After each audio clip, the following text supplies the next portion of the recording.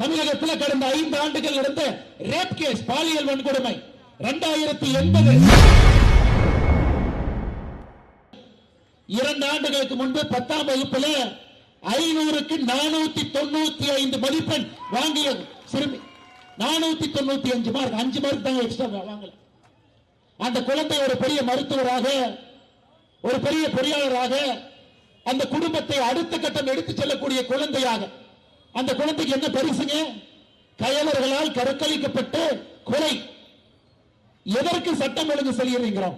அவங்க தான் 7-8 மணிக்கு ஸ்டேஷன் வர்றாங்களே, புகார் கொடுத்தோமே வெளியே வரலாமே, தொலைவலாமே, ஊர் பக்கம் எல்லாம் போலீஸ்கார வரலாமே, வரல. அடுத்த நாள் விளாத்திக்குளம் மகளிர் காவல் நிலையம். ஒரு பானை சோறுக்கு ஒரு சோறு பதம் என்பது போல இன்னைக்கு தமிழகத்தில் எங்கே பார்த்தாலும் கூட பாலியல் வன்கொடுமை. நான் படிக்கிறேன் பாருங்கம்மா. நேத்து பத்திரிகையாளர் சந்திப்பு நடத்துறாங்க. யார் நடத்துறாங்க? உள்துறை அமைச்சர் ஐயா மு க ஸ்டாலின் முதலமைச்சர். அவரு பேசல.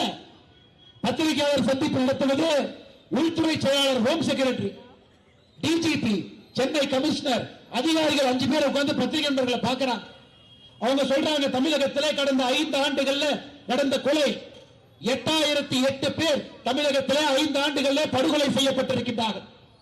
தமிழகத்தில் கடந்த 5 ஆண்டுகள் நடந்த ரேப் கேஸ் பாலியல் வன்கொடுமை 2080 தினமும் ஒருத்தருங்கம்மா 18 வயசுக்கு இருக்கக்கூடிய குழந்தை 18 வயசு கீழே இருந்தா போக்சோன்னு ஒரு சட்டங்கம்மா.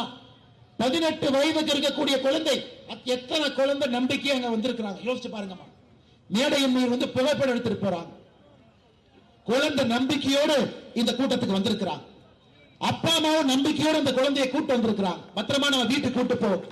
அந்த குழந்தைய நம்பிக்கையா பள்ளிக்கூடத்துக்கு அனுப்புறாங்க. அந்த குழந்தை பத்திரமா ஒரு பாதுகாக்க வேண்டிய பொறுப்பு யாருங்க?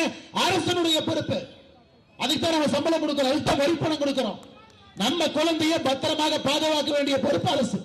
கடந்த 5 ஆண்டுகள்ல 18 வயதுக்கு கீழே இருக்கக்கூடிய குழந்தைகள் மீது நடத்தப்பட்ட குற்றம், நான் சொல்றது இதை மட்டும் நல்லா கேட்டுக்கம்மா, 39,900 குற்றங்கள்.